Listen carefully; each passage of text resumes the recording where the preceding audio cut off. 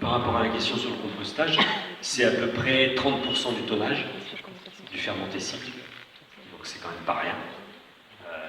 Et transporter à 120 km de la bouffe pour l'enterrer, franchement, on est barge. Donc vraiment, pour nous, c'était important. C'est pour ça qu'on a fait plusieurs campagnes de composteurs individuels. Donc les gens ont des composteurs chez eux. Et puis pour les lieux plus citadins, voire même dans les villages où des gens qui sont âgés, composteurs individuels, c'est pas simple. Du coup, c'est pour ça qu'on a mis des composteurs collectifs. Il se trouve qu'on a complètement réorganisé les circuits de collecte. Donc on a dû enlever 400 points de collecte. Donc c'est complètement différent. Il n'y a plus un seul container sur le territoire. Enfin, il en reste encore, mais on termine là. Il n'y a plus que des dispositifs semi-enterrés. On appelle ça des Molocs. Les Molocs, c'est une marque. Donc nous, c'est des dispositifs semi-enterrés avec toutes les solutions de tri sur tous les points de collecte. Donc aujourd'hui, on a libéré beaucoup du temps d'agents parce qu'il y a moins. Dans un dispositif semi-enterré, vous mettez l'équivalent de 7 à 10 containers. Vous imaginez 10 containers côte à côte. À la place, vous avez un dispositif semi-enterré. Donc, comment ? Je dis en plus, c'est pas beau. Ah oui, et puis c'est sale, c'est pas évident à entretenir, etc. Donc nous, on n'a plus que des dispositifs semi-enterrés. On passe beaucoup moins souvent. Donc on a gagné énormément de temps agent. C'est, je sais plus, il doit y avoir, je crois qu'on a 250 000 km en moins de camions. Donc c'est quand même pas rien aussi au niveau de production de CO2. Mais on a libéré du temps à agents qui s'occupent des composteurs. Donc c'est les agents de la régie qui entretiennent les composteurs. On a même mis des cendriers. Dans la vieille ville de Briançon, il y a des gens qui se chauffent au bois, et les cendres, ils ne savaient pas qu'en faire. Donc à côté des composteurs, on a des cendriers, on collecte aussi la cendre, plutôt qu'elle soit mise dans les DSE et qu'ils les crament. Donc voilà, on a mis en place un tas de choses, de nouveaux services au public, grâce aux économies qu'on a fait sur d'autres parts. Comme vous disiez tout à l'heure, repenser totalement. Ah ben oui, les circuits de collecte, oui, tout à fait. Et ça, c'est pour ça que j'ai fait 57 réunions publiques, et la 58e, c'est la semaine prochaine, parce que là c'est aussi, tout à l'heure je vous disais qu'avec les entreprises, ça n'a pas été simple, mais avec les habitants, en particulier ceux de 50 à 55 ans, oui, c'est difficile de changer la pratique. C'est ceux avec qui c'est le plus difficile. Les personnes âgées, elles changent de pratique. Moi, je peux vous dire, on en a fait le test. Mais les 50-55 ans, je peux vous dire que c'est du sport. Ils se servent du prétexte des personnes âgées pour eux-mêmes ne pas pouvoir changer. Oui, mais ils ont tellement été habitués à cette société de consommation qu'ils n'envisagent pas autre chose. Il leur semble que c'est impossible. Et oui. Moi, je suis sur une commune... je ne sais pas comment on arriverait à faire, je suis sur Saint-Rémy. C'est une ville qui est surtout touristique, mais beaucoup de résidences secondaires, Alors c'est difficile d'arriver à faire venir les gens à des réunions, à les motiver, parce qu'ils sont toujours absents. Après, s'ils ne viennent pas, du coup, on prend leur décision, puis c'est réglé. Donc nous, c'est Serre Chevalier. En termes de tourisme, je peux vous dire que là, il y a du monde. Et donc, on organise les circuits de collecte, on en discute avec les habitants s'ils viennent aux réunions, s'ils ne viennent pas, on fait. Et puis voilà. Donc l'autre point, tout à l'heure, on a parlé de la redevance spéciale auprès des entreprises. L'autre aspect, c'est la redevance incitative. C'est-à-dire qu'à terme, ce n'est pas uniquement les entreprises, mais tous les particuliers paieront en fonction de ce qu'ils produiront comme déchets. Alors c'est évident qu'entre l'Alsace, où ça marche très bien, et puis le sud de la France, où c'est un peu plus compliqué, je peux vous dire, vous allez en Alsace, ça rigole pas. Ils ne font pas dans le détail. Mais vous allez au Vorarlberg en Autriche, vous avez 9 solutions de tri. Alors c'est un peu particulier parce que vous avez les caméras de vidéosurveillance qui sont juste au-dessus. Ça serait dommage qu'on en arrive là. Mais c'est sûr que la citoyenneté, c'est un vrai travail. Là, je viens d'envoyer un procès-verbal à 85 € à une petite dame qui nous a pourri les DSE avec des déchets qui n'avaient rien à y faire.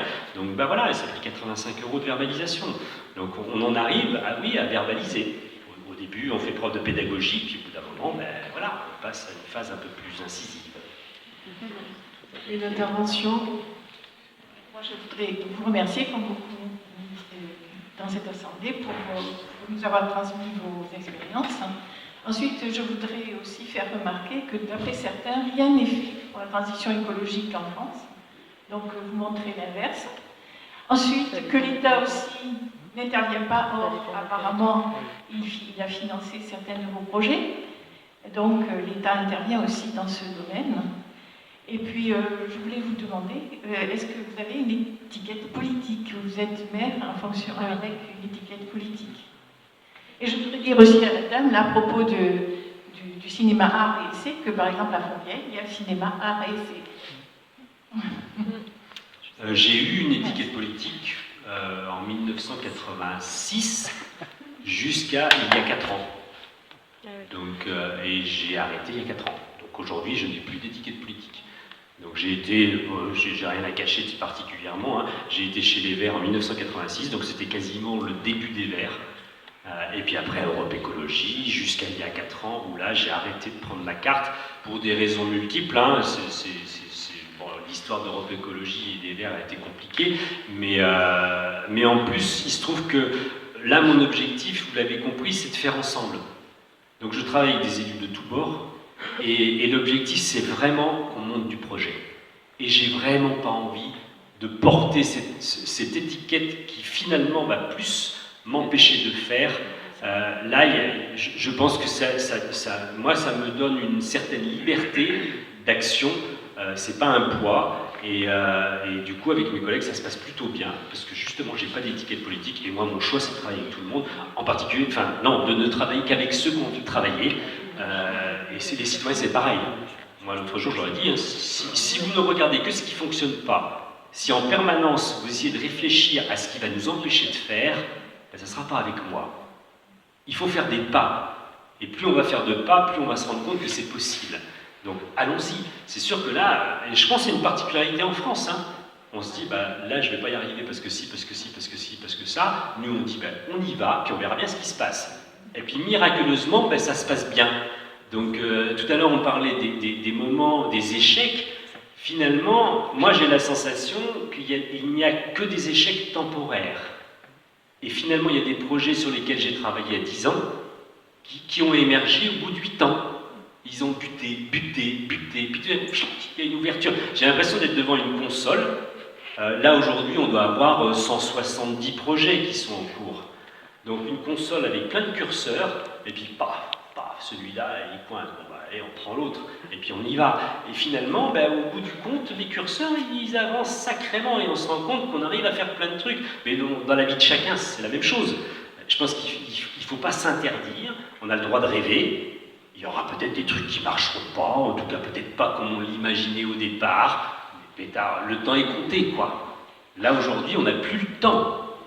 Quand on voit la situation d'effondrement que nous vivons dans les Hautes-Alpes, hein, c'est quand même quelque chose. Hein. Nous, on a un effondrement géophysique permanent. On a eu l'effondrement du tunnel du Chambon.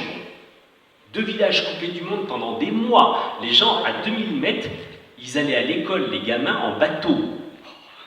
Ils traversaient le lac du Chambon en bateau pour aller au lycée. Les vaches étaient déplacées en bateau.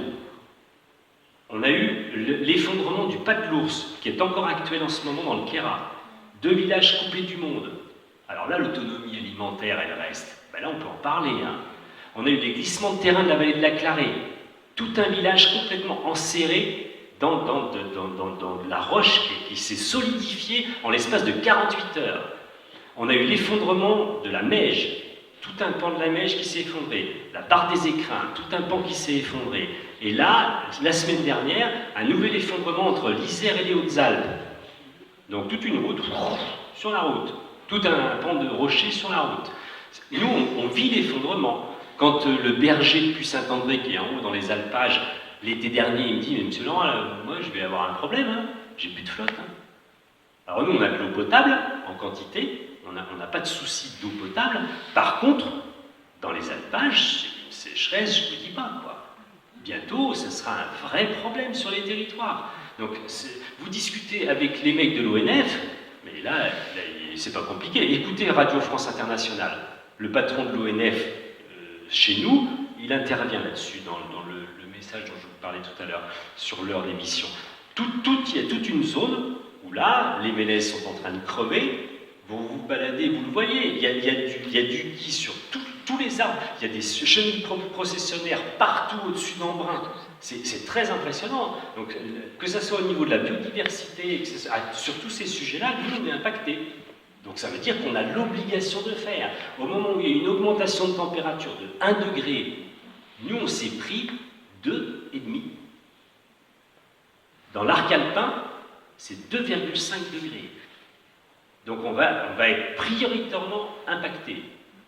Ça veut dire qu'on est encore plus obligé de bouger sur les territoires. Donc d'où le travail sur l'autonomie alimentaire. Notre autonomie alimentaire, elle est de 24 heures. Vous coupez la nationale, on n'a plus à bouffer. C'est dramatique quand même. Et là, toutes les villes, Arles, je ne sais pas quelle est l'autonomie alimentaire de Arles, mais la ville de Nantes, je peux vous dire qu'ils s'y collent. Hein. Donc il y a toute une ceinture autour de la ville de Nantes, où là, ils réinstallent les agriculteurs, parce qu'il va falloir faire bouffer les villes. Hein. Donc aujourd'hui, on sait tout ça. La majorité d'entre nous n'y croit pas, mais on le sait. On sait que ça va nous tomber sur la gueule. Tous les articles qu'on a sur la biodiversité, on sait. Et moi, il se trouve qu'en tant que militant, ça fait 30 ans qu'on le sait. Sauf que là, plus le temps passe, plus on perd. Donc, il y a un moment donné, il va falloir qu'on agisse vite pour pouvoir changer les affaires, parce que sinon, malheureusement, on va vivre quelques drames. Dans les Hautes-Alpes, nous, on a toute la migration. 3000 migrants qui sont passés par le Mont-Genèvre. 3000 migrants depuis 2 ans. Vous voyez, tous ces mecs qui ont entre 14 ans et 25 ans, là, qui passent en permanence le col du Mont-Genèvre. C'est totalement effrayant. Il faut bouger. Hein. Si vous permettez, moi je trouve dommage que, avec l'expérience que tu as, de toi-même tu te mettes au rencard aux prochaines élections municipales. Voilà. Pour ma part, je suis engagé politiquement depuis l'âge de 16 ans. C'est à propos de la guerre d'Algérie. J'ai pris ma carte au Parti communiste. Souvent, les barjacois me disent « Mais pourquoi tu es communiste ?» Ben, j'ai dit « Écoute, si tu veux que je cesse de l'être, parce que ça ne m'amuse pas d'aller vendre l'Humain dimanche tous les vendredis, si tu veux que je cesse de l'être, ben, supprime l'injustice, supprime les inégalités. Et aujourd'hui, j'ajoute, supprime, en plus de l'exploitation de l'homme par l'homme, le saccage éhonté de notre planète. Si tu as supprimé tout ça, je t'assure, je mets des pantoufles charentaises et je cesse d'être un petit soldat. C'est vrai que pendant longtemps, j'ai cru que le lendemain chanterait. Et puis, lorsque, effectivement, l'occasion m'en a été donnée de pouvoir agir, je me suis dit, il y a des choses sans illusion qui peuvent être faites au niveau local, par l'union, par le dévouement, par des bonnes volontés, même si c'est du petit, qui peuvent préfigurer un avenir, qui sont des graines d'avenir.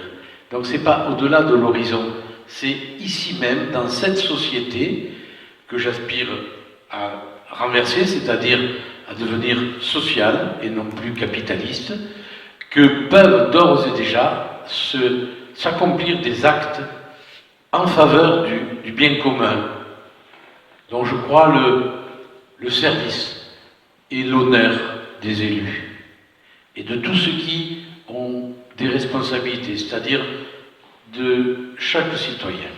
Bien sûr, il faut s'occuper de soi, mais s'occuper de soi n'est pas quelque chose qui élève. Je crois qu'il y a, dans le service du bien commun, peut-être une recherche de spiritualité.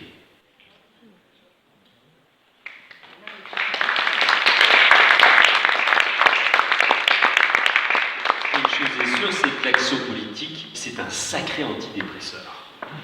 Parce que c'est vrai que quand on voit la situation dans laquelle on est, moi je ne pourrais pas regarder ça sans agir. Moi j'ai une colère depuis 30 ans, justement, quand je vois ce qui se passe autour de nous. Et finalement, cette colère, je la canalise par l'action. et avec mes collègues, c'est vraiment un moteur pour nous. C'est-à-dire qu'on a le pouvoir d'agir, il est génial. Jamais j'aurais imaginé qu'on avait autant de pouvoir d'agir. Donc là, réellement, quand on y passe du temps, de l'énergie, c'est sûr, on se rend compte qu'on arrive à bouleverser quand même des territoires. On arrive à changer beaucoup de choses sur nos territoires. Donc ça, c'est plutôt positif. On sait faire, on a les outils, il faut juste y aller, quoi. Je disais là avant-hier à Briançon, moi j'aurais pas pensé qu'un petit maire d'une commune de 487 habitants, au ministère, on ouvre sa gueule, et puis quand on n'est pas content, on le dit. Le directeur de la Banque des Territoires, qui dit devant une assemblée de 50 personnes, quand j'entends Pierre Leroy, moi je comprends ce que c'est que la transition écologique et ça me plaît. Donc finalement, on se dit, il faut s'engager politiquement parce qu'on a vraiment du pouvoir. On peut faire des choses, on peut se battre et puis vraiment construire des choses très concrètes qui changent la vie quotidienne des gens au niveau social et environnemental. Et ça, moi je trouve c'est quand même pas banal, quoi. C'est l'individualisme. Oui, c'est faire ensemble et ça veut dire qu'il faut passer du temps en disant, là, vous êtes là. Je veux dire, ça fait partie de ça. Vous avez fait le choix de venir vous informer, de réfléchir ensemble, de chercher des pistes pour demain. Et je trouve que c'est ça qu'il faut embarquer. Et c'est en train de se passer. Hein. Moi, je le vois. Et on me le dit partout là aujourd'hui. Moi, je vois bien qu'au niveau, nous, du pays grand-briançonnais, je peux vous dire que ça booste. Hein. Et les gens, ils ont envie de changer les choses. Quand on a fait cet événement avec Cyril Dion, là, dans 36 communes en même temps, il y a eu des communes, des toutes petites communes, hein, de 200 habitants, il y avait 25 personnes dans la salle, ils ont dit, bon, on va pas attendre après l'État, quoi. Qu'est-ce qu'on veut pour notre village? Waouh, je me dis, ça y est. Ici, il y a une question. Oui. J'écoutais attentivement vos deux interventions qui sont effectivement passionnantes, quoique assez diverses. Les deux, vous avez exprimé vos cursus chacun. Moi, il y a quelque chose qui me... Là, on est à l'aube de nouvelles élections municipales. La réflexion qui était portée dans cet après-midi, c'était une réflexion sur la démocratie participative. Monsieur Leroy, vous avez affirmé à un moment donné que, le plus souvent, on vous faisait intervenir plutôt sur la transition écologique que sur la transition démocratique. La question que je me pose aujourd'hui, c'est que dans les perspectives de gens qui se préparent à solliciter un mandat, donc, de la part des citoyens, comme de la part aussi d'associations ou de groupes de citoyens qui essaient de réfléchir comment ensemble ils peuvent travailler, est-ce que vous auriez l'un et l'autre un enseignement, comme si vous aviez quelque chose à transmettre dans la manière dont justement vont se constituer des listes ou des gens qui vont aller à l'élection? Ou est-ce que finalement, après tout, comme vous l'avez dit au début, finalement tout se passe différemment parce que c'est ici, parce que ce sont eux, parce que voilà, parce qu'ils se...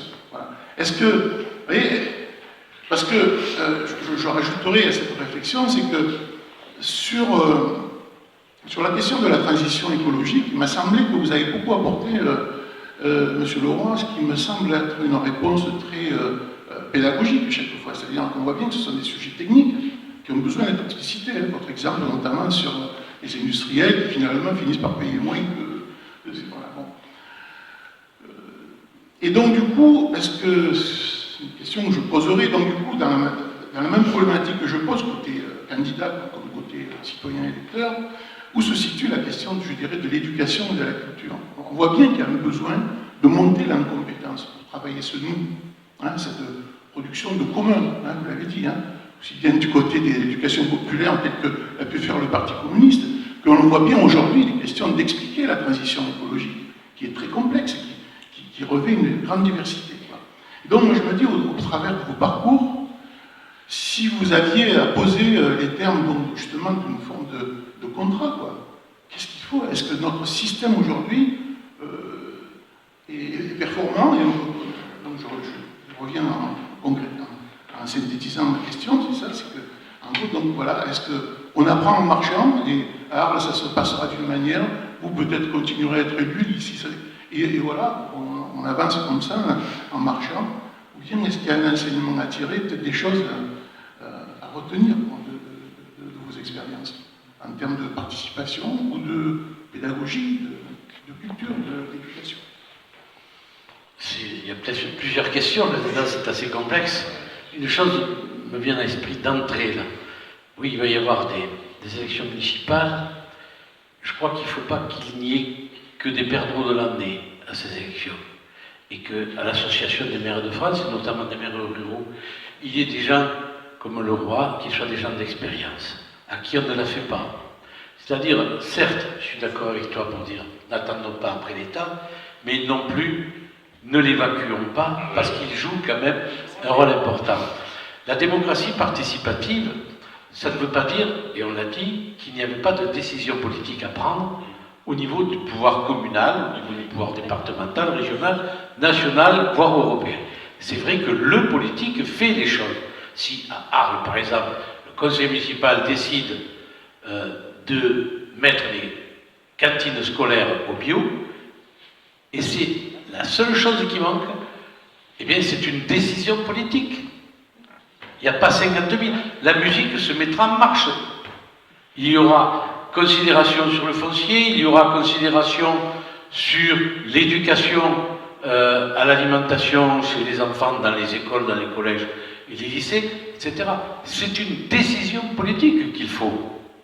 Je ne crois pas qu'il faille aller à ces municipales sans que les associations, par exemple, puisque je reste sur le bio, de parents d'élèves, ignorent ça dans les programmes électoraux. Ce serait vraiment se tirer une balle dans le pied et hypothéquer l'avenir que de ne pas prendre ça en compte. Je crois que ça peut être une grande décision populaire que de prendre cette décision politique, de la mettre dans un programme. Et vous verrez qu'à partir de l'assiette des enfants du pays, eh bien, se décidera une autre campagne, parce que, comme le dit Perico Légas, manger c'est voter. C'est-à-dire qu'il faut avoir en tête que l'aliment préside à la reconsidération d'une autre agriculture, d'un autre paysage, et d'un autre environnement, et d'une protection de l'environnement. C'est pour ça que c'est une décision lourde de sens, et c'est l'honneur du politique que d'avoir à la prendre aussi. Il faut que le politique sache entendre, ne soit pas sourd à la demande citoyenne, et se mette au service des citoyens, et non pas suivre la vie associative, suivre dans une passivité tranquille la dynamique qui peut animer telle ou telle association. Donc voilà, pour moi, la démocratie participative n'exclut pas la prise de responsabilité politique. Et mettre au bio des cantines, ça, à Barjac en tout cas, c'est ce que nous avons fait, ça s'est passé par une décision politique. Personnellement, moi je pense que chacun doit faire sa part. Un citoyen, il a des droits, il a des devoirs. Et malheureusement, je pense qu'il y a beaucoup de citoyens qui ont oublié qu'ils avaient des devoirs. Le devoir de s'informer, déjà. Et Dieu sait qu'on a du mal, nous, les collectivités, à informer la population. C'est un combat permanent. C'est super difficile. On organise une réunion sur la transition écologique, il n'y a personne. On fait venir Cyril Dion pour une réunion sur la transition écologique, il y a 700 personnes. Eh ouais. Donc pourtant, on a quelques petites choses à dire sur la transition écologique, sur les territoires.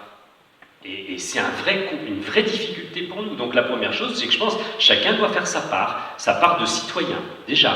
Après, tout le monde n'a pas à être élu. Chacun est à sa place. Il y a des gens qui sont faits pour ça, ou qui se sentent en capacité de le faire, ou qui sont dans une période de leur vie où ils peuvent le faire, etc. etc. Donc ça, c'est à chacun de voir. L'autre jour, moi, je disais aux gens, mais à partir du moment où vous vous levez le matin, jusqu'à votre coucher le soir, qu'est-ce que je fais sur la transition écologique? Parce que c'est l'enjeu majeur, là, hein. Sinon on va crever, c'est pas très compliqué. Donc ça veut dire que là, au moment où je me lève, que ce soit sur le tri de mes déchets, ma consommation d'eau, ma consommation d'énergie, mes transports, etc. Voilà, donc c'est des questions qu'il faut que chacun se pose. Il ne s'agit pas de faire culpabiliser les gens. Après, on fait des choix. Mais avant de faire des choix, il faut se poser la question.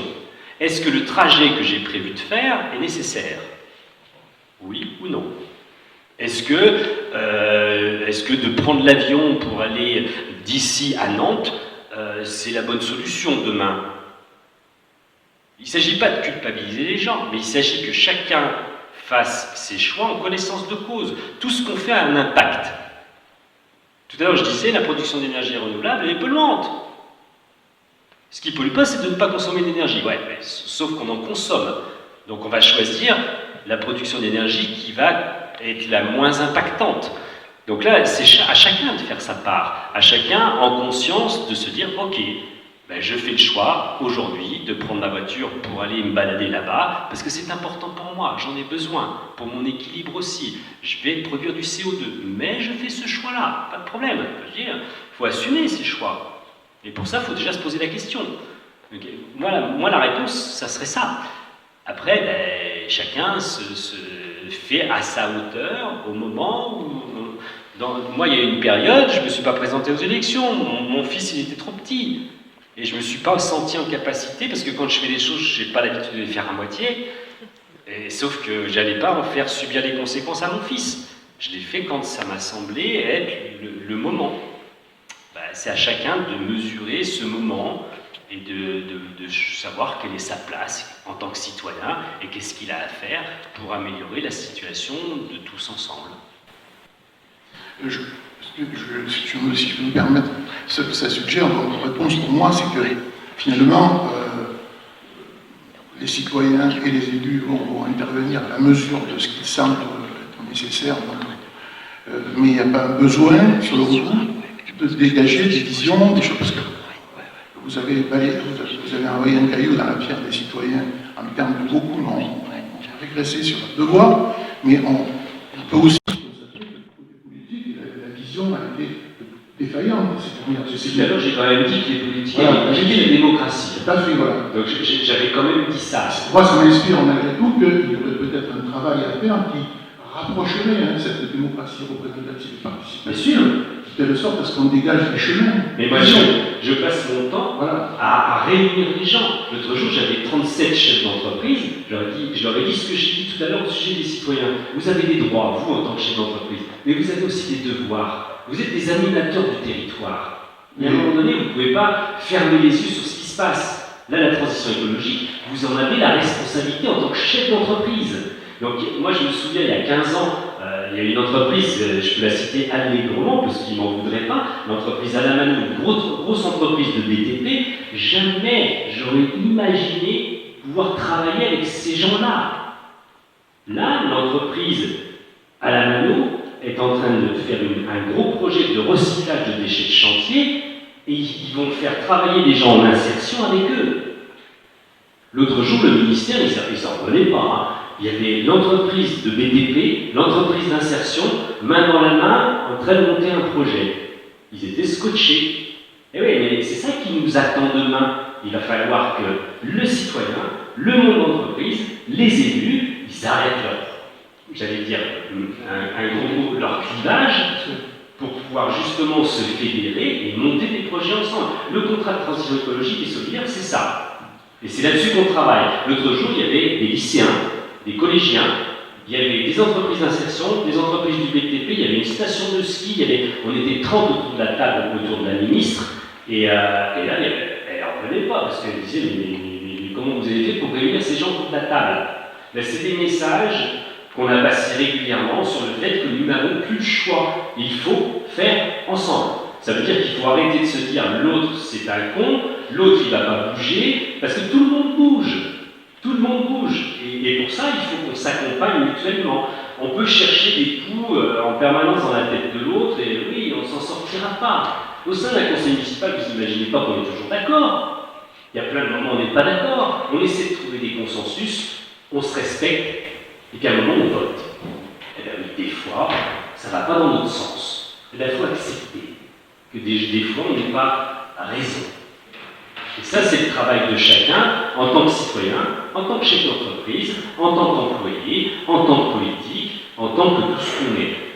Si je peux me permettre juste pour peut-être préciser ce que j'ai cru comprendre aussi de la question qui n'a pas été abordée, il me semble, c'est la question de l'élu, de la prise de conscience de certains élus. C'est-à-dire que aussi dans cette question-là, vous parlez de la compétence des citoyens et des industriels, mais on a également des élus qui se présentent et qui parfois manquent de compréhension de la vision que vous êtes appropriée. Donc par contre, vous êtes passé, en fait, vous personnellement, vous étiez militant d'abord, Monsieur Chauvet peut-être. Mais jamais j'aurais imaginé qu'on puisse parler de la transition écologique auprès des élus comme on le fait aujourd'hui. Pour eux, maintenant, c'est normal. C'était inimaginable il n'y a pas si longtemps. C'était pas possible de parler de ça. Enfin, je dis de quoi il parle celui-là. Donc les choses ont quand même sacrément évolué. Là aujourd'hui, les gens se rendent compte qu'il y a des enjeux. Comme je le disais tout à l'heure, hein, tout le monde sait. Tout le monde n'accepte pas, mais tout le monde sait. Donc en termes d'information, aujourd'hui, quelqu'un qui ne sait pas qu'on a vraiment un problème de changement climatique et que la transition écologique est indispensable, franchement, je ne sais pas où il habite. Mais je pense que tout le monde sait aujourd'hui la catastrophe qui va se profiler. Après, j'ai dit aussi que tout le monde n'acceptait pas ça et tout le monde ne l'entendait pas. Mais tout le monde sait. Entre savoir et faire et acter. Non, mais on est d'accord. On est d'accord, mais il faut déjà passer par là. Après, par rapport aux élus, là, je crois que c'est au mois de juin, je reçois deux listes qui veulent se présenter aux élections, qui viennent à Puy-Saint-André en bus, et donc là, tout ce dont on a parlé, il y a bien d'autres choses, ils sont en train de sélectionner tout ce dont ils ont envie que je parle auprès d'eux pour monter leur programme aux élections. Donc là, il y a des élus qui quand même s'intéressent et ont envie d'avancer et de faire des propositions qui vont dans ce sens-là. Et là, moi, si je suis là aujourd'hui, c'est aussi pour ça. C'est pour transmettre des messages et puis essayer d'accompagner des gens qui en ont envie, à la mesure des compétences que nous, on a acquises au fil du temps. Je pensais à deux vers d'un ami qui s'appelait Jean Pascal, qui disait « Avant tout, t'entends, j'ai que vois, je sous l'ovation, où l'a eu beaucoup d'appelus, peu d'ailés, trop de corbeaux, pour si peu d'anges. » C'est vrai que tous les élus ne sont pas les mêmes. Je crois que le service du peuple doit être un service modeste. Alors, d'aucuns pensent qu'il faut l'écourter de soi-même pour être démocratique. D'autres pensent que l'expérience est une richesse à ne pas jeter à l'océan. Je crois qu'il faut un mariage heureux de toutes ces positions. Et in fine, c'est quand même le citoyen qui tranche. Moi, si j'ai un conseil à te donner, laisse trancher les citoyens. On a parlé de... Oui. Non, c'était pas poser une question, mais moi je vous écoute depuis tout à l'heure et ce qui pour moi est le plus choquant en gros, c'est que moi je veux bien qu'il y ait une centaine de conseils, de sages, d'espaces de démocratie participative, mais quelque part, vu les lois qui sont votées en ce moment de décentralisation, là on est en train de vouloir nous faire entrer dans une métropole, je veux dire de force ou chausse-pied. Toutes ces lois avec des termes imprononçables, c'est une manière quelque part d'enlever les derniers socles de démocratie participative et d'enlever les derniers liens entre les citoyens qui, eux, veulent faire de la démocratie participative, même si on n'est pas nombreux, il y en a quand même, et les élus qui veulent bien les écouter. Et même s'ils ne sont pas nombreux, il y en a quand même. Sur Arles, effectivement, il y a des instances de démocratie participative. Moi, je rentre dans les commissions consultatives des services publics locaux, du côté de la société civile, alors que c'est ouvert. C'est ouvert. On doit quand même passer par un vote du conseil municipal communautaire pour entrer dedans. Mais on est 2 ou 3 aussi à venir au nom de la société civile. Et on n'est pas écouté. Vous nous parliez de cantine avec de l'introduction du bio. On a dû monter ça parce que nous on a un maire, excuse-moi, après je dis, on a un maire qui est gestionnaire. Il n'a pas de projet. Moi je veux bien accompagner, moi je fais du travail bénévole, je ne compte pas mon temps. Je veux bien accompagner, mais quel élu qui soit sur un projet, il faudrait encore qu'il en ait. Non, alors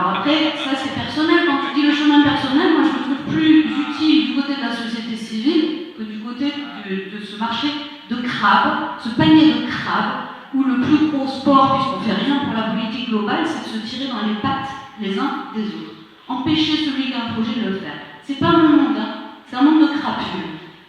Là, ce que vous représentez, non, c'est vrai. Ce que vous représentez, pour moi, c'est un bonheur, c'est presque un idéal. C'est vraiment un idéal. Vu ce qui est en train de se passer à travers les lois, qui sont en train de... Je trouve que c'est merveilleux, vous êtes une poche de survie, et quelque part, c'est passéiste. Dans le sens où, pour moi, vous devriez être le futur, et par rapport à ce qui est créé, vous représentez quelque chose dont ils ne veulent plus. Ils ne veulent plus parce que ça n'intéresse pas l'éolien et consorts. Les gens qui lisent et qui s'aperçoivent qu'il y a une fausse facture, ça ne les intéresse pas. Voilà. Il ne faut pas mépriser les crabes. Parce que dans la Patrachomachia de l'Antiquité grecque, il y a une pièce de théâtre où les crabes sont officiers de paix. Ce n'est pas les grenouilles, des rats qui sont en train de s'entretuer. Envoyés par Zeus. Donc, vous allez être fort. Je ne parlerai pas de crapules. Mais il faut voir d'où viennent les blocages. Parlez du bio. Dans ma famille, que j'ai décrite sommairement tout à l'heure, quelle était la première des peurs alimentaires? Et je suis convaincu qu'aujourd'hui, cette peur-là n'a pas disparu. Ce n'était pas la peur du pesticide dans l'aliment et du DDT dans notre lapin d'élevage. C'était la peur de manquer de nourriture. La peur de manquer de nourriture. Êtes-vous convaincu que cette peur est disparue? Moi, je vois au coin des supermarchés des gens fouiller des poubelles. Ce n'est pas des clodos, c'est des gens qui n'ont pas des ronds. On a entendu parler des gilets jaunes. C'est quand même un peu aussi une sorte de protestation de la misère, de cette misère-là que nous avions dans notre société relativement opulente. Oubliez, la première des peurs alimentaires, c'est la peur de manquer. Et moi, j'arrive avec mon discours, la bouche en huile aux poules, il faut manger bio. Il y a toute une éducation populaire à faire là-dessus. Elle n'est pas simple, c'est un long chemin. Il faut expliquer aux gens qu'un poulet qui rentre comme ça dans un four et qui est bio, il ressort comme ça. Tandis que celui qu'on achète et qui vaut que 6 € le kilo, il ressort comme un perdreau. On a acheté de l'eau avec l'antibiotique. Il faut expliquer. C'est le travail de plein de gens, de diététiciens. Je salue au passage le travail du docteur Chevalier sur la malbouffe. Mais voilà, il faut savoir d'où viennent les blocages. J'avais cité un des blocages, c'est sûr, pour les communes, c'est la baisse drastique des aides de l'État aux communes. Ce n'est pas une vue de l'esprit, c'est une réalité. Il faut qu'ensuite, les maires ils fassent les comptables, qu'ils équilibrent leur budget. Ce n'est pas comme le budget de l'État qui a droit à 3, voire 4%. C'est un budget qui doit être strictement en équilibre. Les communes, les communautés de communes ne peuvent pas être en déséquilibre. Et encore moins leurs services, poubelles, l'eau, etc. Donc, il y a des blocages objectifs. Et c'est sûr qu'il y a ces combats que nous menons, mais il ne faut pas oublier d'en mener d'autres. Être citoyen, c'est aussi participer à la politique générale, que ce soit les élections européennes, les élections présidentielles, législatives, sénatoriales, etc. Il y a là aussi le législateur qui définit des cadres hors desquels il est difficile d'exercer, même si il m'arrive de transgresser. Les normes, par exemple, que l'on impose à la cantine, à la cuisine centrale, cette pasteurisation absolue de tous les aliments qui suppriment les bactéries, on traque le bacille mieux que Ben Laden dans nos cantines. Résultat, les gamins, ils ont tous, et très souvent, des diarrhées qu'ils appellent des gastro. Comptez les absences pour gastro dans les écoles, vous verrez, il y en a un pagaille. Mais pourquoi? Parce que les gamins ne sont pas habitués à un environnement réel. Mais je transgresse un peu ces normes. Je n'en dirai pas plus sur les marchés publics pour avoir de la proximité, du frais, en bio. Je transgresse aussi. En prolongement de ce que dit Edouard, moi je suis tout à fait d'accord. Et tout à l'heure on a dit qu'il faut casser les clivages. Si moi je fais comme vous, j'arrête tout. C'est-à-dire si je ne vois dans les gens autour de moi que les aspects négatifs, j'abandonne. et ça va me pomper toute mon énergie, et j'arriverai pas à faire. Donc moi j'ai fait un choix, les gens qui vont pas dans le sens dans lequel on va et qui ont une vision négative des choses, ben déjà je mets de côté, je m'en protège. Les gens qui ne veulent pas faire, je m'en protège, et puis on y va et on fait avec ceux qui ont envie de faire. Et je ne peux pas me nourrir de choses négatives, elles vont me liquéfier, je ne pourrai plus agir. Donc là, pour le coup, moi je ne vais pas y trouver mon compte parce que je vais déprimer, et puis mon action va en subir les conséquences. Donc peut-être que là vous êtes confronté à des élus en l'occurrence qui ne vous écoutent pas mais qui ça ne fonctionne pas, il faut vous en protéger et puis trouver d'autres chemins de traverse pour avancer. Mais nous, vis-à-vis des citoyens, c'est vrai, tout à l'heure je parlais de l'éclairage public. Je me suis dit, mais qu'est-ce qu'ils ont dans la tronche, quoi? J'ai discuté avec une petite mamie en disant, mais expliquez-moi. Elle me dit, mais moi l'éclairage public, j'en ai besoin la nuit.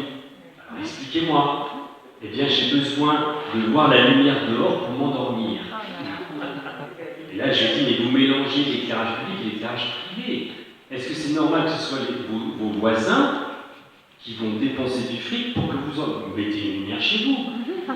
Mais après, je me suis dit, mais en fait, c'est plus compliqué que ça. Ces personnes-là, elles ont vu l'électricité arriver, la fée électricité. Et nous, les écolos, on débarque et on éteint la lumière. Je veux dire, c'est insupportable. Il faut qu'on arrive à faire le chemin et à comprendre ce qui se passe derrière. Et puis, il y a des moments où ça ne marche pas. Ouais, on bute le curseur. On change de curseur, on y reviendra plus tard. Et là, c'est ce qu'on a fait, on y revient plus tard et ça a avancé. On a réussi à trouver des solutions. Donc, moi, je pense que peut-être que là, vous êtes à un moment où votre curseur est but. Eh bien, il faut changer de curseur puis trouver une autre solution à côté. Et puis, le temps va passer et les choses vont changer. Mais, ouais, c'est compliqué de travailler ensemble. Hein. C'est compliqué de se comprendre. Les élus, comme le disait Edouard, je veux dire, souvent, les gens ne mesurent pas. Là, il y a une réunion qui est prévue parce qu'on sur les poubelles avec un village. Il y a eu des fuites sur ce qu'on veut faire. Les gens ne savent même pas, ne connaissent pas la politique globale qui va amener à la décision des élus. La pétition, elle a déjà démarré. On n'a pas fait la réunion publique d'information que la pétition elle a démarré. Même pas. Les résidences secondaires, en l'occurrence. Mais c'est vous dire, je crois qu'on a vraiment un travail individuel à faire sur justement fracturer ces clivages et essayer de se rapprocher de l'autre en essayant de le comprendre. C'est le chantier qui nous attend, et la survie de l'humanité, elle va être liée à ça, à la fraternité. On en parlait avec Jean-Paul, c'est l'essentiel qui se joue là. Est-ce qu'on rentre dans une société fraternelle où là on se respecte, on arrive à construire quelque chose ensemble, où on va à un effondrement global? Dans le cadre de la démocratie participative, fondons un conservatoire des maires. C'est une espèce en voie de dissolution. Voilà. Et je reviens à mon communalisme ou à mon municipalisme, mais je crois que, souvent quel que soit leur bord, c'est l'instance préférée des citoyens. Et je crois que ça a un lien très fort avec cette démocratie participative, cette proximité avec les gens, cette responsabilité, cette capacité d'interpellation que l'on peut avoir chacun vis-à-vis de eux. Et c'est des responsables d'équipe, ce sont des animateurs de conseils, ce sont des encourageurs d'associations, d'initiatives diverses. Et je crois que participer de l'effervescence communale, associative, c'est grandement enrichir notre démocratie et être dans l'histoire républicaine de la France. Oui, justement, je vous remercie, M. Chouet, de nous avoir interpellés sur le cadre de la loi, puisque c'est en définitive le cadre auquel se soumettent tous les maires de France. À savoir que, on va dire que dans la hiérarchie des normes, c'est un fait.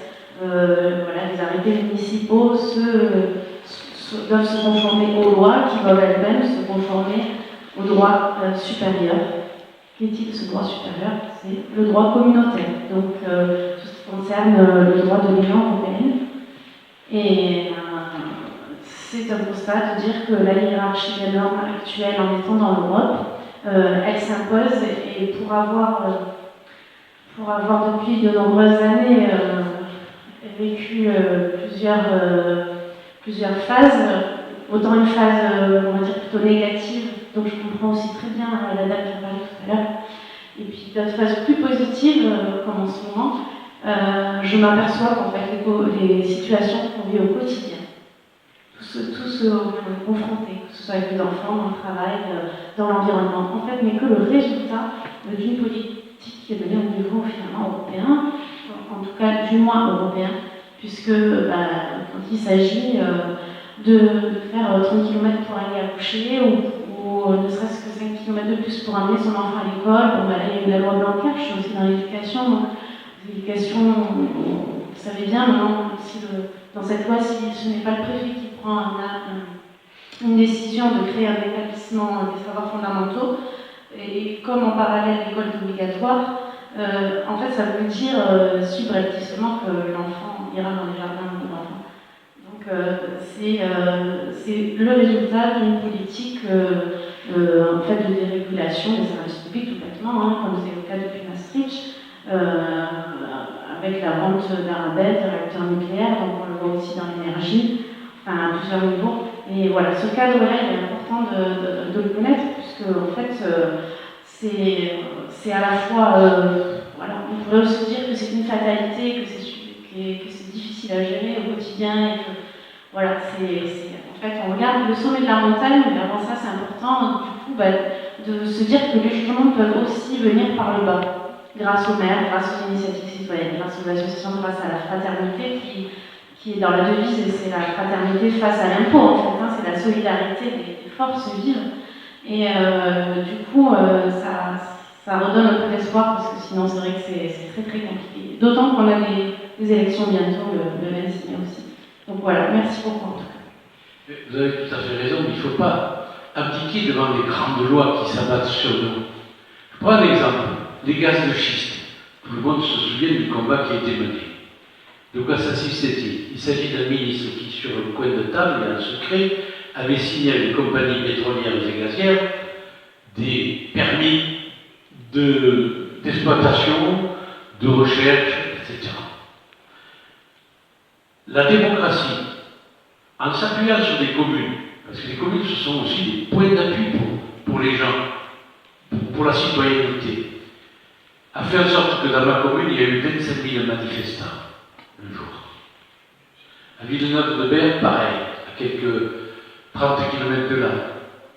Il y a eu une mobilisation formidable, parce que démocratique, avec des comités locaux, etc. Avec de l'éducation populaire. Moi qui ne comprenais rien à la géologie, on est venu m'expliquer ce que c'était que ces saletés de gaz masochiste, je dirais. On a fait échouer une grande loi. Et pourquoi a-t-elle échoué cette grande loi? Pourquoi n'avait-elle pas de force? Parce qu'elle avait été prise en catimini et de manière non démocratique. Une des caractéristiques de cette société, c'est que ce qui n'est pas fait de manière démocratique, ce n'est pas efficace. Et ça ne marche pas. On n'a pas le choix autre que celui d'être démocratique.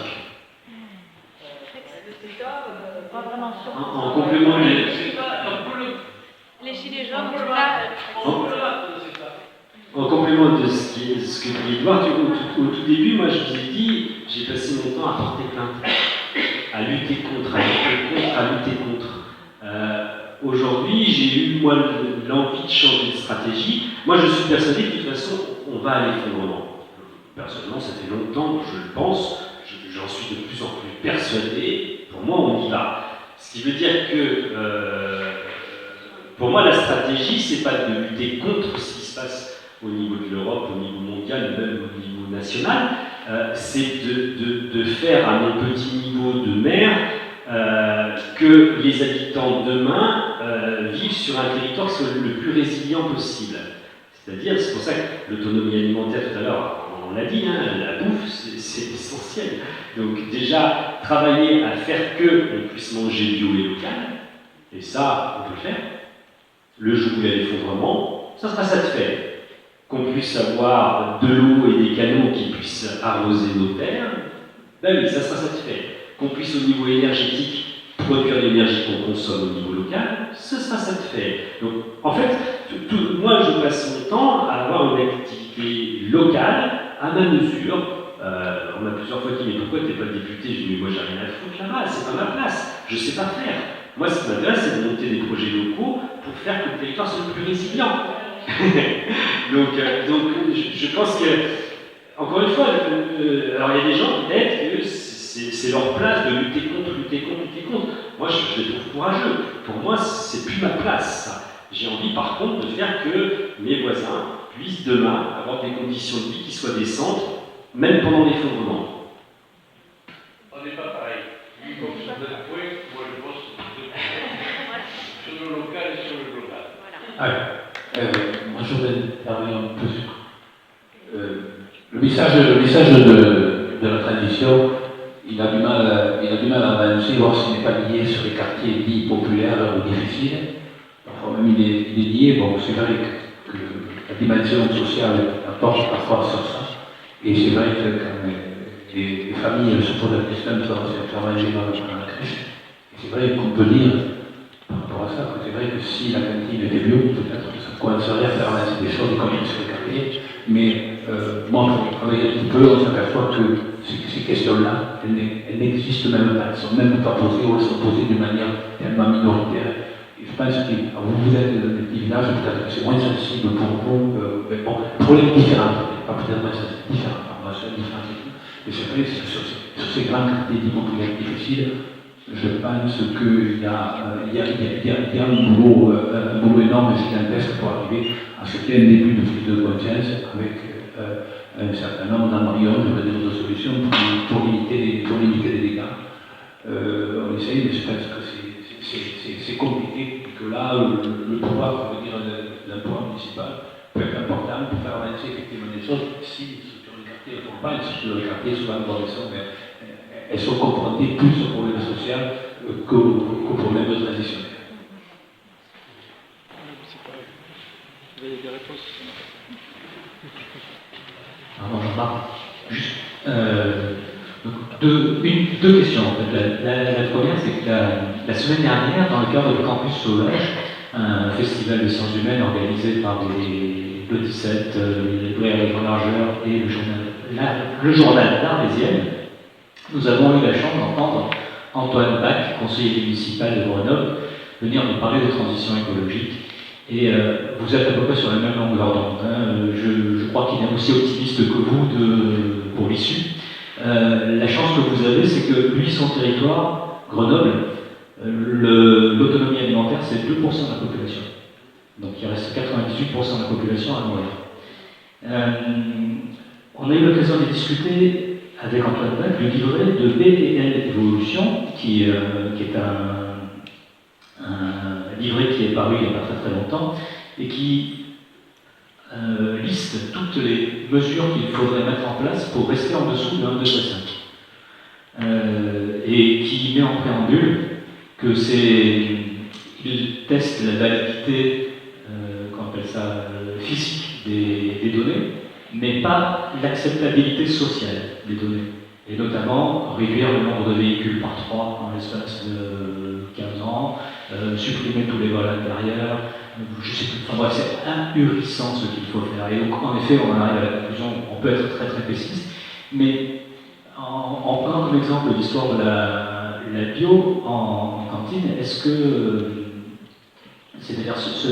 cette démocratie participative, elle ne peut pas permettre, est-ce qu'elle n'est pas indispensable en réalité pour permettre de faire avancer ces points-là auprès de la population, c'est-à-dire de les faire émerger ces points des citoyens et pas de les imposer de dessus. Il y a un super bouquin qui s'appelle L'effondrement de Jared Diamond, qui est sorti en 2004. Moi, je l'avais lu en 2006. Et ce bouquin, c'est très intéressant, déjà en voyage, mais en plus, il montre comment les sociétés se sont effondrées durant l'histoire de l'humanité. Donc, et à partir de là, ils ont travaillé avec 150 scientifiques, je crois, et ils ont fait une modélisation. Et il y a 5 critères d'effondrement. Et après, ils sont passés au filtre de notre société mondialisée, ces 5 critères. Et on est en situation d'effondrement potentiel. Là, ok, bon, ça, ceci étant dit, après ils ont travaillé, c'était beaucoup plus intéressant, sur des sociétés qui ne se sont pas effondrées. Et ils ont essayé de savoir pourquoi, alors qu'elles ont vécu aux mêmes latitudes et aux mêmes périodes, et qu'elles avaient des situations d'effondrement, elles ont réussi à s'en sortir, elles. Alors là, là, pour le coup, moi, ça m'a intéressé. Et ils se sont rendus compte que quand il y avait des décisions qui venaient d'en haut, effondrement. Quand il y avait une mobilisation d'en bas, effondrement.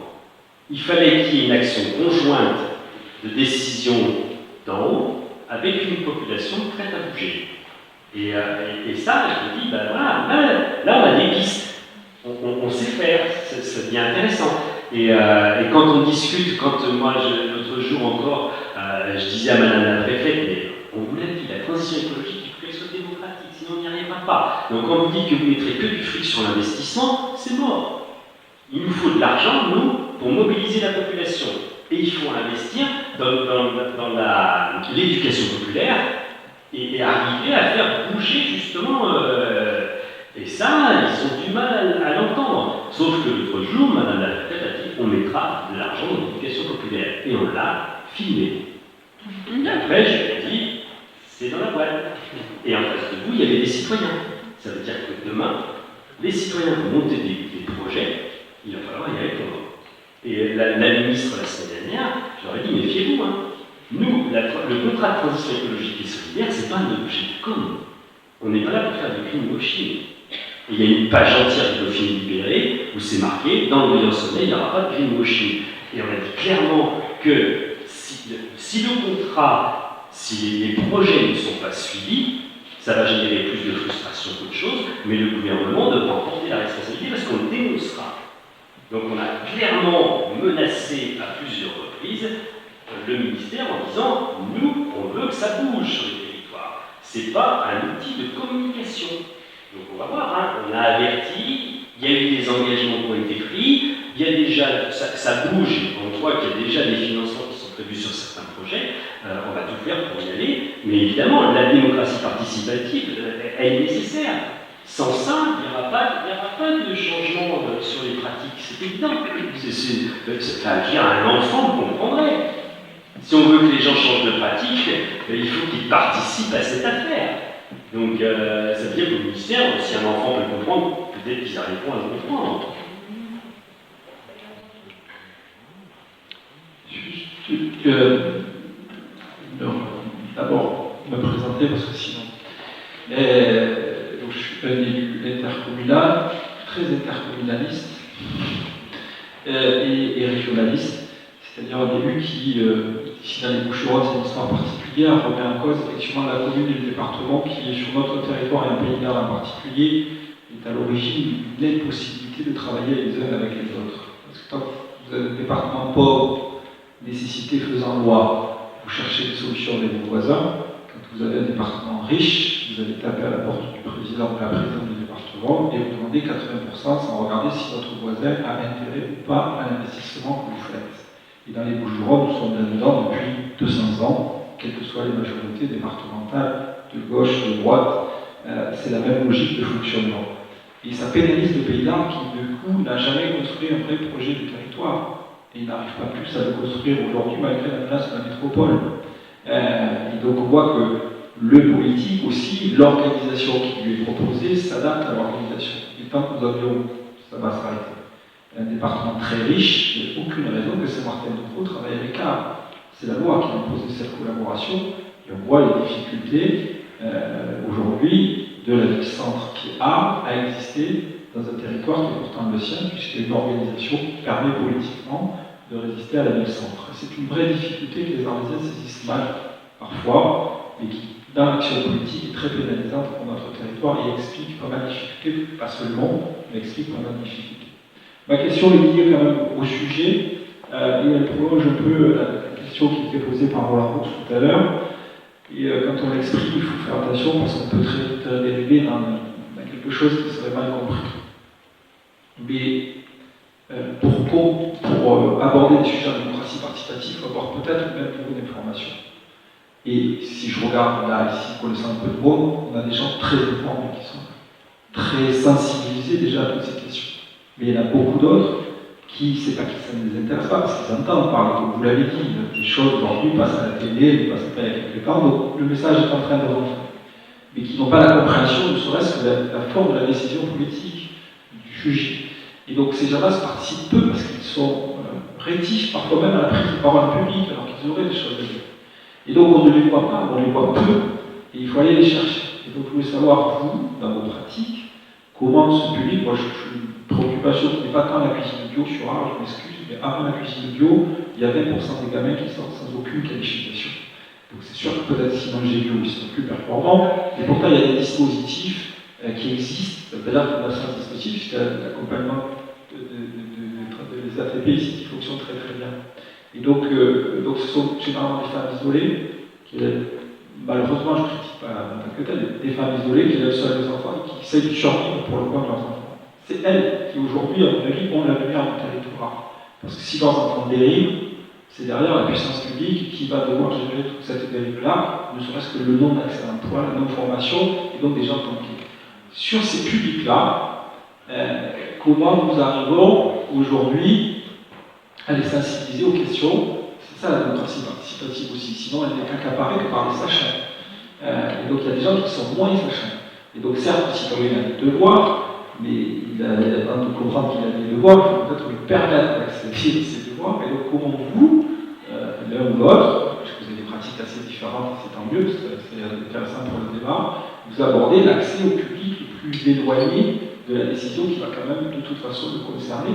Ou est-ce que vous dites, il y a des gens qui sont là, et donc c'est avec eux que nous allons construire. À ce moment-là, vous vous privez d'une partie du public qui aujourd'hui est en difficulté, ou entre guillemets, pose des difficultés dans l'organisation de l'action publique sur un territoire.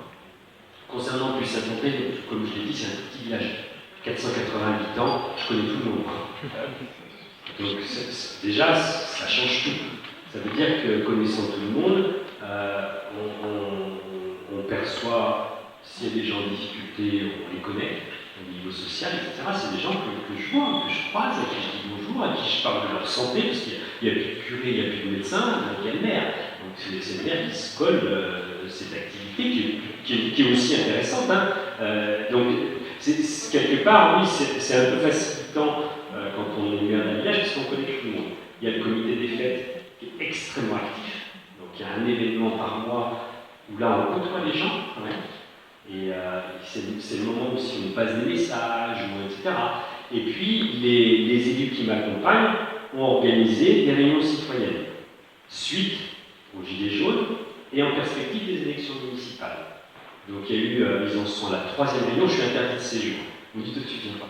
Donc là, ils sont 5 ou 6 conseillers municipaux, et donc ils font des réunions pour expliquer qu'est-ce que c'est qu'une commune, comment marche un conseil municipal, quelles sont les responsabilités des élus, qu'est-ce que c'est qu'un budget communal, comment c'est géré, ça s'organise, quelles sont les différentes missions, parce que là, les gens ils pensent qu'au conseil municipal. Ben, à côté de ça, ils ne disent pas l'enquête de responsabilité qu'il y a dans les différentes instances. Donc tout ça, ils passent un petit peu de temps avec les gens pour discuter. Il y a entre 25 et 35 personnes à ces réunions, c'est quand même pas mal dans un petit village. Donc voilà, c'est de cette façon-là que, mais comme on disait tout à l'heure, c'est sur très long terme.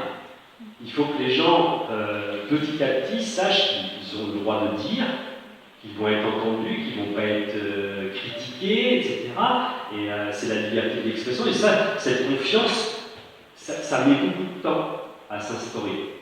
Ça, c'est pour Puy-Saint-André. Briançon, je vous disais avant-hier, j'étais au jeudi citoyen de la ville de Briançon.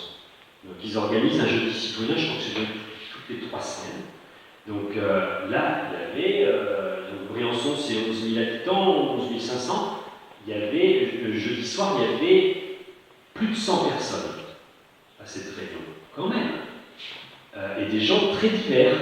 Donc il faut une grosse com, ils travaillent vachement là-dessus. Au départ, c'était suite aux discussions avec les Gilets jaunes.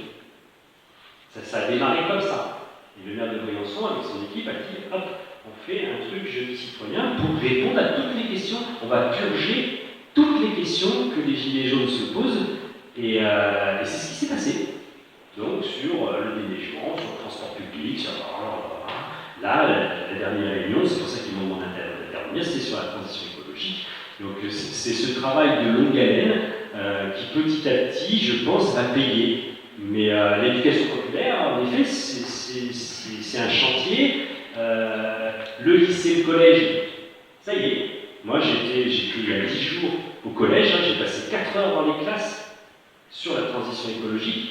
Le lycée vient de créer un groupe qui a signé le contrat de transition avec la ministre. Donc ça s'appelle l'Univers. Donc il y a tout un groupe de lycéens qui bossent et qui vont mettre des projets sur le contrat. Donc c'est aussi tout ce travail auprès des enfants, des adolescents. C'est sûr que le chantier, il est énorme, il y a tout à faire. Mais c'est ça qui est génial, c'est qu'on sait ce qu'il y a à faire. Après, il faut trouver du monde, des citoyens pour relayer ce travail collaboratif sur l'éducation auprès de la population. La cantine scolaire est un lieu très important pour un maire. C'est là où convergent à la fois les aspirations environnementales, le bio, l'agriculture nouvelle, mais aussi le social. Dans la décision politique de faire le bio, il y a en premier la décision sociale d'être assuré que les enfants auront de tout le village, et quelles que soient leurs conditions sociales, mais notamment les plus modestes, 4 repas, 5 s'ils viennent au centre de loisirs, équilibrés, sains, bio, dans le ventre.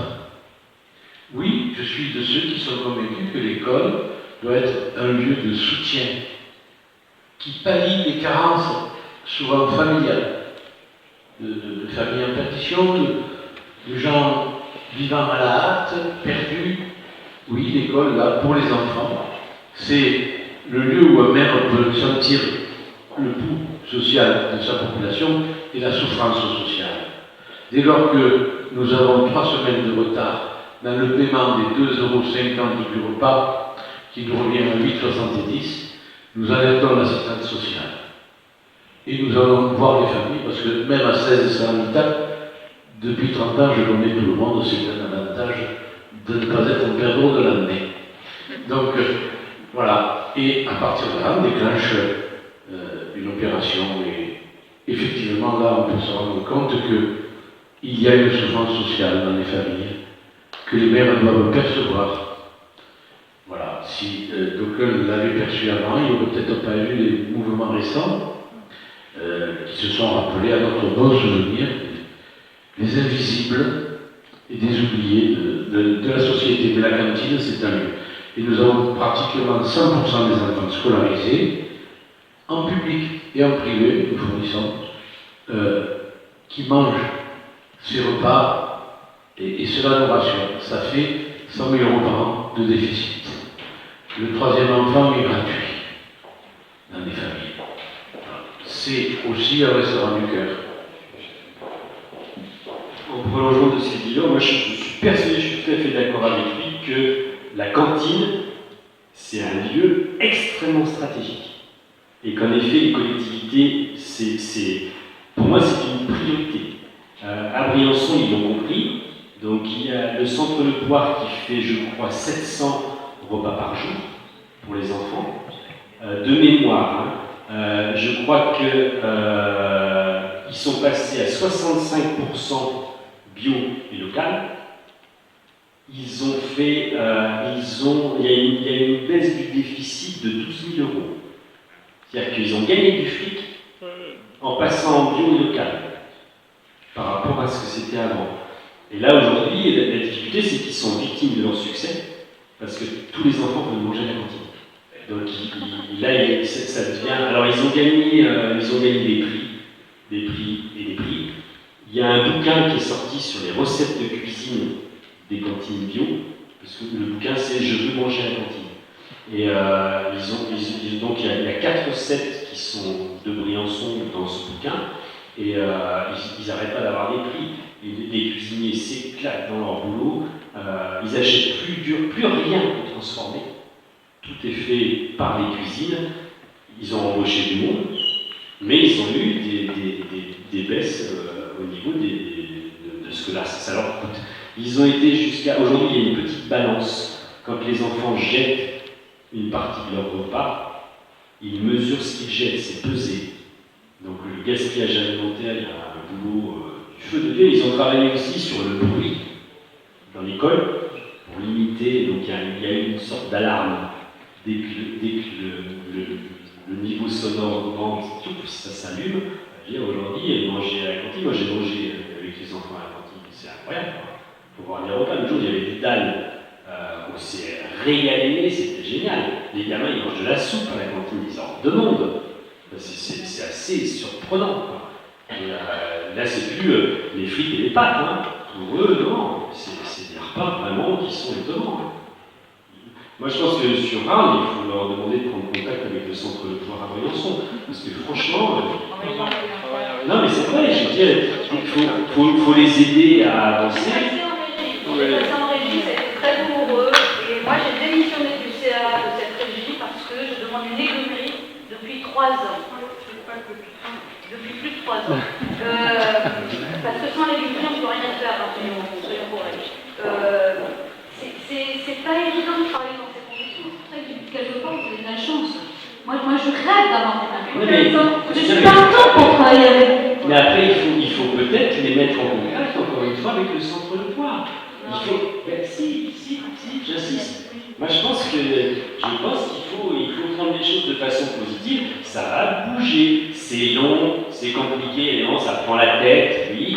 Mais moi, je suis sûr, les gens, petit à petit, si on leur amène tous les éléments avec des preuves que ça marche, il n'y a pas de raison qu'ils s'y aillent pas, ils ont tout intérêt.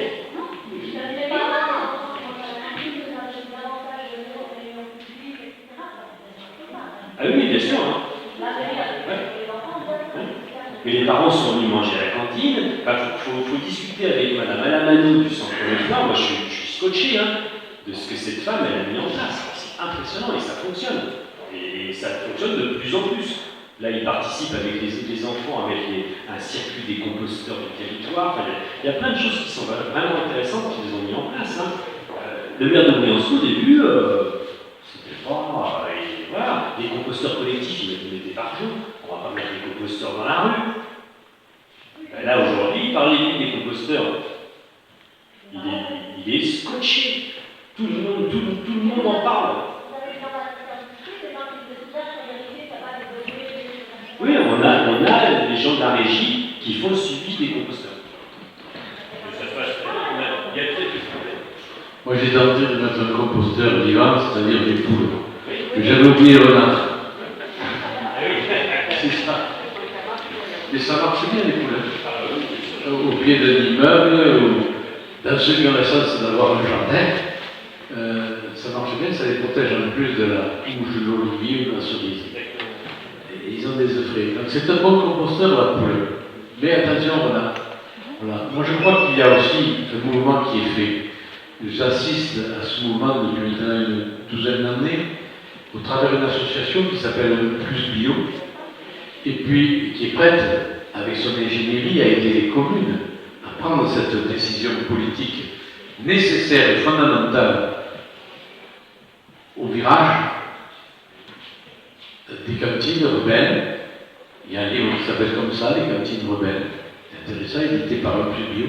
Puis il y a le club des territoires, c'est-à-dire la tentative de constitution d'une mafia, d'un lobby des cantines bio sur les territoires, qu'ils soient régionaux, départementaux, communaux ou intercommunaux. Et c'est vrai que ça commence à faire pas mal de monde. Chaque année, nous remettons un trophée en mairie de Paris aux cantines qui ont des particularités et pouvant être suivies comme modèle ou exemple. Quoique je suis convaincu, il n'y a pas d'exemple. Il faut simplement mettre les choses à sa main, et comme disait Rochnéchard, on ne se bat bien que pour les choses que l'on modèle soi-même.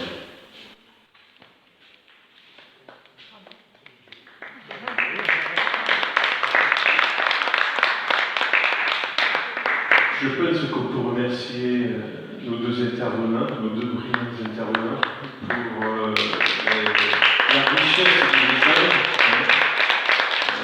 Merci beaucoup. beaucoup à vous deux d'avoir relevé ce premier défi.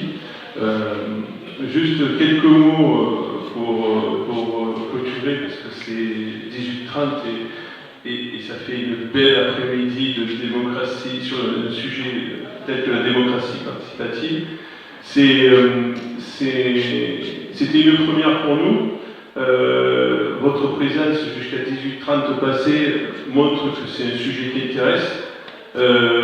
Ça sera donc, on notera et on va essayer de faire un compte rendu à peu près complet. Pour Pays-d'Arles en transition, c'est l'occasion de remercier les partenaires. Donc, tout à l'heure, j'ai vu qu'il y avait le Conseil des sages, j'ai vu le Conseil de développement du Pays-d'Arles, bien sûr, Actes Sud des éditions des associations immédiates. Un grand merci pour cette première pour nous. Ça on ne savait pas trop où on mettait les pieds avec des sujets d'actualité locale comme ça. Ça nous conforte dans l'idée qu'il y a un besoin. Donc, on peut prendre un risque. Hein. On vous donne rendez-vous deuxième quinzaine de juin pour un sujet chaud. On ne dévoile pas tout de suite, puisqu'il faut qu'on se calme encore un peu. Mais un sujet où on pourra à nouveau débattre et discuter longtemps, et qui concerne le Pays-d'Arles. Voilà. Un grand merci à vous pour votre participation.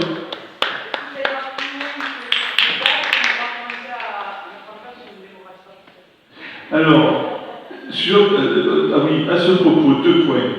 Effectivement, nous sommes assez pratico-pratiques pour la Pays-d'Arles en transition, c'est-à-dire au-delà du compte rendu, nous on souhaite se traverser dans les actes, c'est-à-dire on souhaite concrètement que l'on se donne des actions, des points d'action et qu'on s'y mette.